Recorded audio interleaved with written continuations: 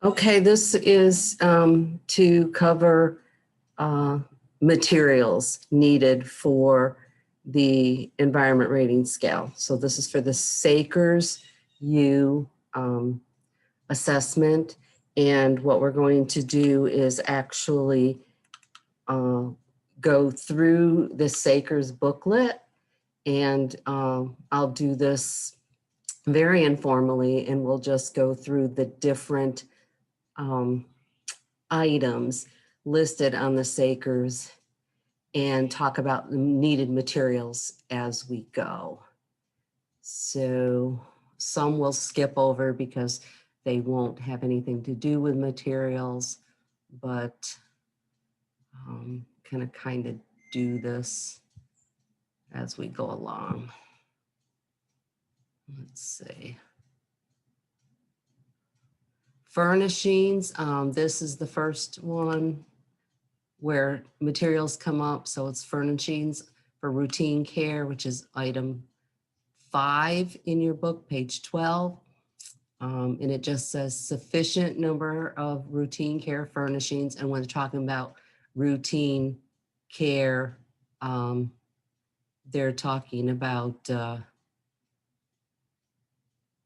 things like you're changing your the tables and chairs and mats and cots and those kinds of things. Under column for the score of 5, tables and chairs are child size for 75% of the children enrolled. And the way that child size is described is that it should be suitable to the children's size. And the example is the children's feet should be able to rest on the floor when seated. The height should allow children's knees to fit under the table and elbows on the table.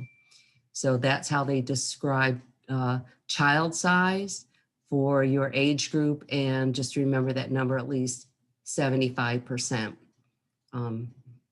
has to be able to fit with the furnishings. Let's see. Furnishings for recreational activities, item 6.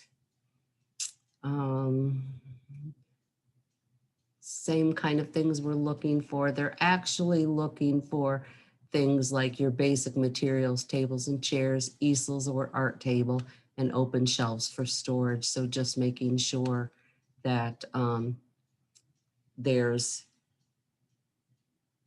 the appropriate materials needed for the classroom. And again, here it lists the 75% of chairs and tables appropriately sized. Furnishings for relaxation and comfort. This would be your cozy area, soft areas for children. You do have to have at least 2 provisions for softness accessible in the environment. So soft, to give credit, it has to be substantial softness. So they're not going to count like a small rug or a bean bag here, but it would have to be something large enough for one child or several children to use for a considerable, to be considered a considerable amount of softness. Okay. Gross motor activities, item 8, furnishings for gross motor activities. You're looking for some has to be stationary gross motor equipment, and that would be your stuff that's already built in and anchored.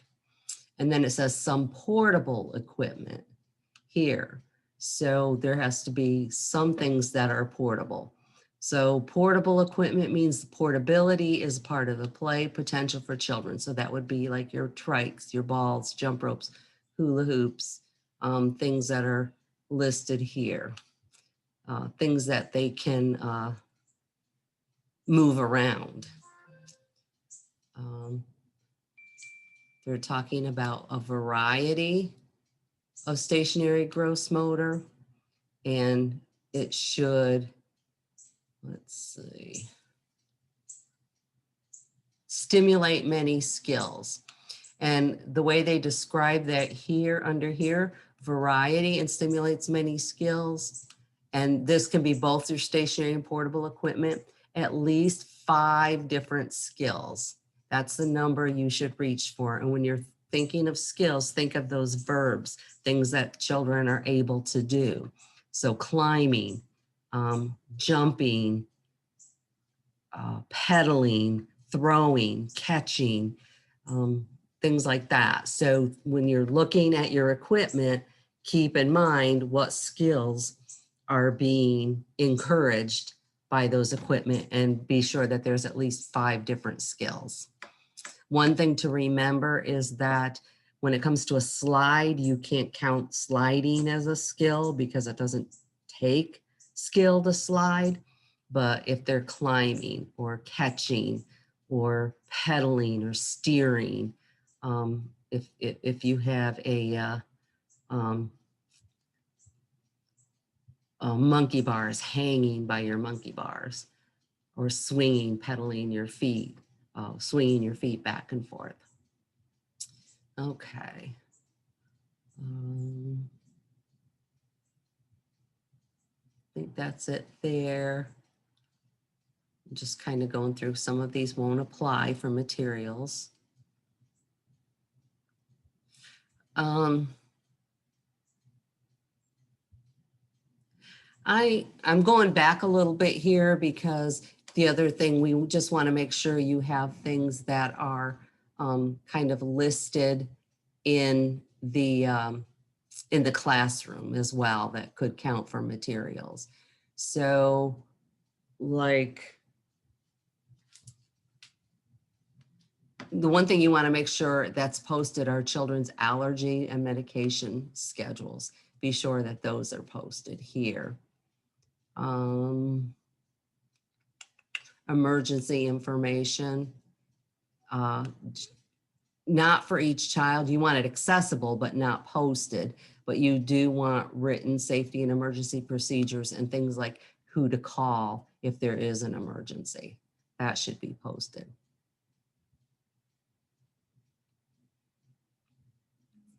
Okay.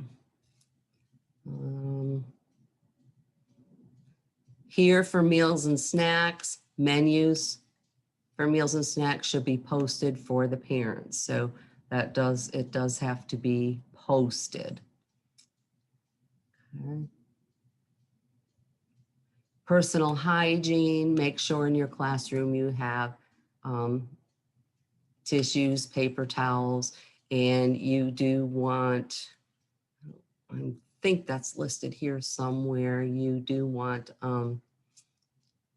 well, it does say tissues, but tissues means tissue. So you can't consider toilet paper as an acceptable substitute for tissues. There has to be tissues actually accessible for them. Okay. All right. So now we're getting into more of your learning centers. So your arts and crafts. Under the minimal column, at least 1 type from 2 different categories of art materials. And to score a 5, at least 1 type from 3 different categories of art materials. So if we go down to here, notes for clarification, your categories for materials include your drawing materials, your paper, pens, pencils, markers, your paint. Paints are a category, tempera paints, watercolor paints, acrylic paint, that kind of stuff. Your collage, that's pretty self-explanatory. If you have materials for collage, glue and scraps of just about anything. Sculpture would be things like modeling clay, Play-Doh, putting wood together, anything that can be, that's got some depth to it. So it's 3-dimensional artwork. And then crafts, this is something that's in SACERS. It's not going to be seen in Eckers or ITERS, but in SACERS. So crafts would just kind of take art to a higher level for your school-age children. And that would be things like weaving, origami, jewelry making, embroidery. Some kids are learning how to crochet or knit, beading, stuff like that. So, and then if you want to score even higher, this again is more complex skills, embroidery, weaving. That's the kind of similar to what we talked about down here. And then 7.2, projects requiring several days to complete. So, you know, that could be a paper mache project that could take place over several days, or a large community sculpture that the children are putting together. So that's for arts and crafts. Music and movement, the materials you need for here. You do have to have, the children have to have access to the materials, the musical instruments, cassette player, things like that, that they have to be able to use them on their own. And various types of musical experiences. So think about the kinds of music that you have, classical, country, music in different languages from different cultures, musical instruments from different cultures.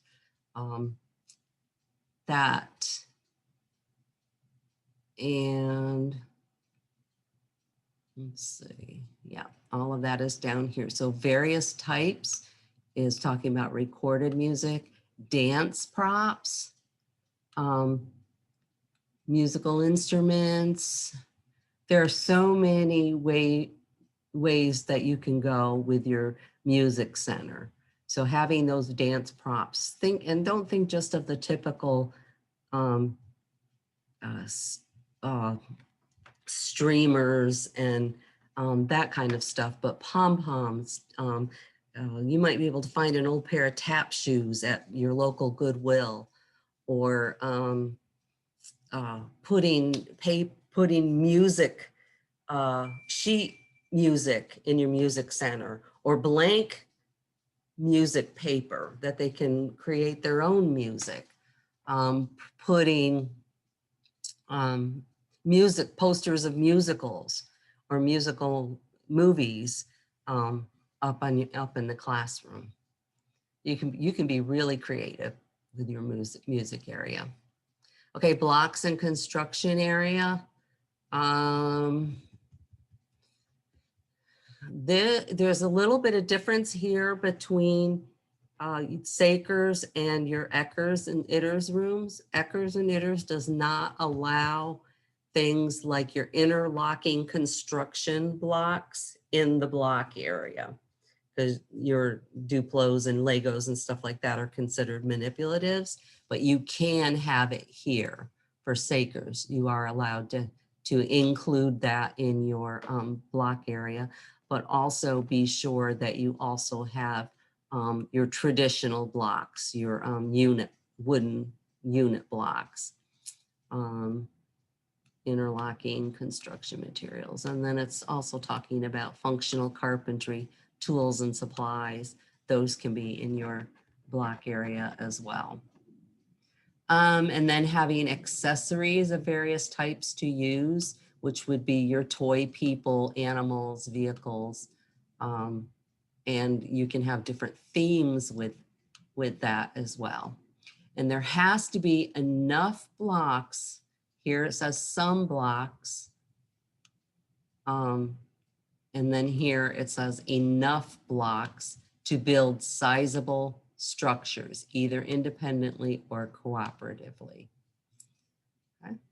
And then if you want to score higher, age-appropriate functional carpentry tools for construction projects, at least monthly. So those are your true carpentry tools and materials.